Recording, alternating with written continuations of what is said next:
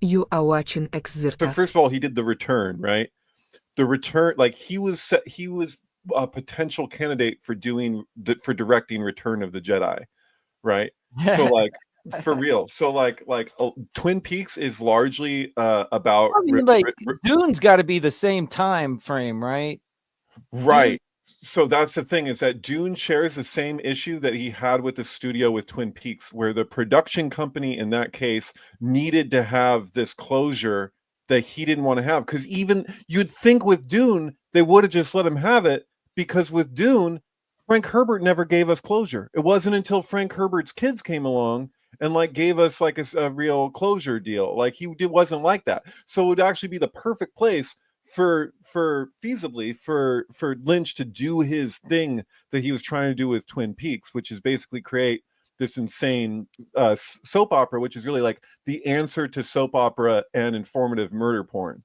So like he wanted to do this thing where he didn't have that conclusion deal, you know, like where you just like leave it open and just keep it going like that, and the studio couldn't handle it.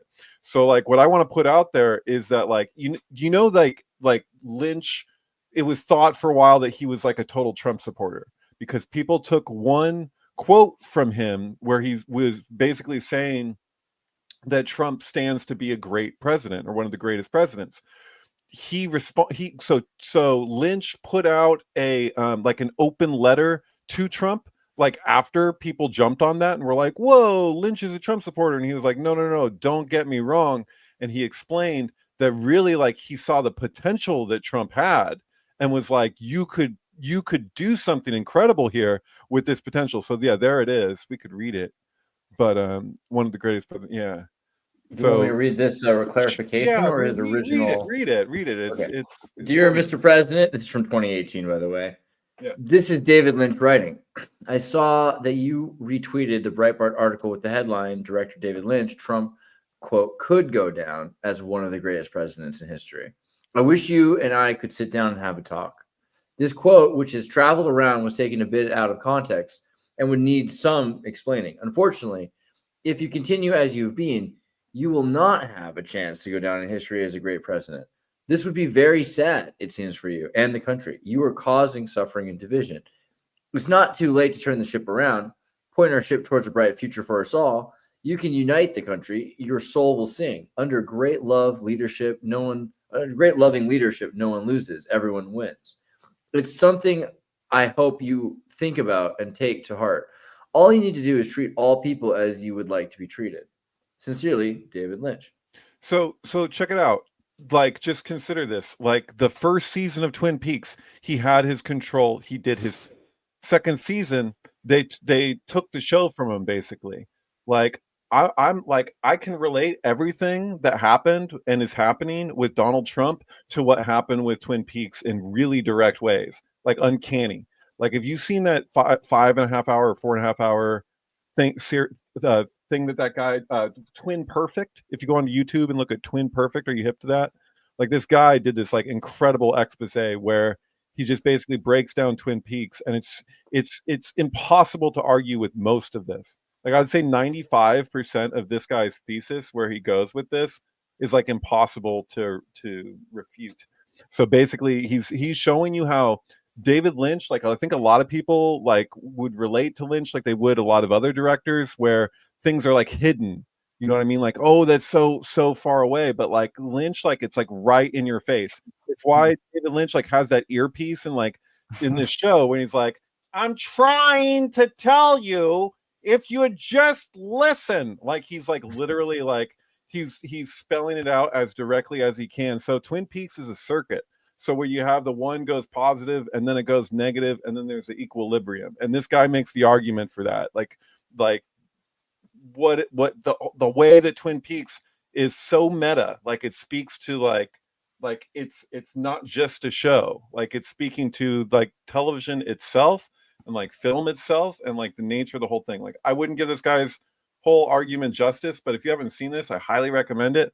But I'm just basically tripping out. I'm like, I feel like the first season of Twin Peaks is like has this there's this incredible potential that existed for what could have been this ongoing show that just was like taken over by the studio, in the same way that like Trump's presidency had this potential as Lynch describes it, but his administration in his first term basically, like Bolton and like all of these people like Pompeo and stuff, it was like it's very strikingly similar. Like I think Lynch like identified with Trump in a certain way.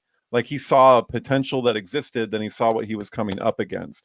And so like it's neither one of them I don't know. They're not, these aren't perfect people. I don't know. I see them both as culture jammers. I got into an Yeah. argument with the guy from Negative Land about this because I kind of see what Trump did in a lot of ways, kind of like what Negative Land did with the U2 bombing single that they put out, that they basically got sued for. But in my opinion, Trump's whole strategy is sort of like culture jamming. Sure. You know? And in a way that is kind of like reflective of how Lynch shows things in a very brutal kind of like exposed way. I won't say brutal. I'll say exposed. Right, but Trump is a reality TV star.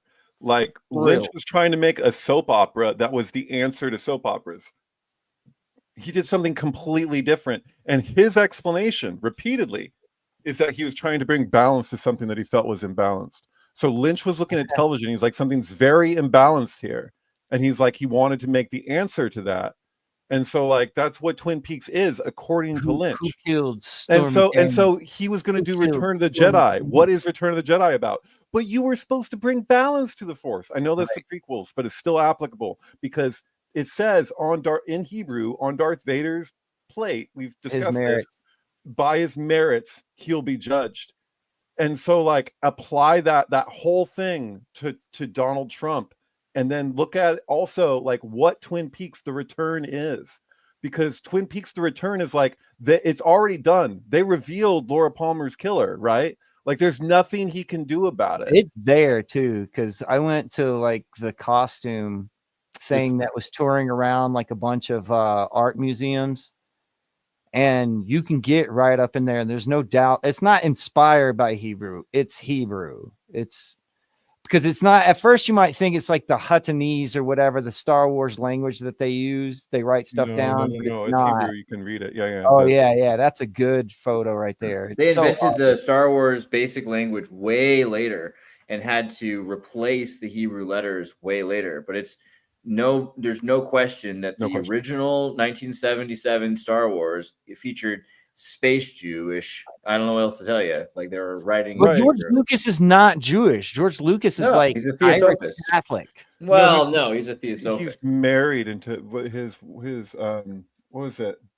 His family that he married into. They're super Christian. Yeah, Myers, I believe. Well, George Lucas's wife, Marcia Lucas, is she's I don't know if she's a Christian. Is she? Maybe his first. I think his first wife. His first wife, I might be thinking of. Okay, we went over this recently. This came up recently. Melody. This is his current wife, Melody Hobson. Right. And I don't know if she's like, was she raised Christian? I guess she went from the St. Ignatius College Prep School to the Princeton University. So I have no idea about her. I'm talking about his previous wife, I guess. She's really interesting lady, and it's interesting that he was so interested in the Mayan calendar, so concerned allegedly with the end of the world to sell Star Wars. Right? I think that he's more interested. He's interested in theosophic things. You can see that from his idealized version of himself, which is young Indiana Jones. Right? Everything he wished he did is in young Indiana Jones. So, for instance, I think George Lucas had a very sick mother a lot of the time. So he was trying to imagine how great it would be to have a participatory figure in his life, which is this, educator, his private tutor. But his mother, who dies very young in the show, Young Indiana Jones show, that's related to George Lucas having kind of a poor relationship with his alcoholic mother, right? But I don't think he was super Catholic or anything like that. I think his family. No, but I mean, we're kind of drawing the conclusion that he's not Jewish. He's not Jewish. He's not Jewish. But that doesn't mean he doesn't have an interest in Judeo-Kabbalistic things. I mean, his theosophic background, I think is what brings him to that. He is theosophical, even the way that Star Wars is made, whether he's technically a theosophist or not, it's theosophical. He's taking from all these different places and communicating a larger thing, you know, out of it. Like all the things that Star Wars pulls from and references and ties together, it's like it's extreme. People are like, oh, you know, Star Wars is actually based on this Western. No, Star Wars is based on Valerian. It's the French comic book. It's no, Star Wars is based on Dune. Like it just keeps going. Like you can see all these things, and it's actually they're all true. You know, Right. Yeah. But I guess what I'm pointing out is that if you look at what the return is it's like it's all like he's like they did what they did. I can't change that.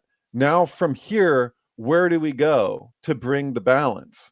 Like because he's like he can't get back what the studio took from him.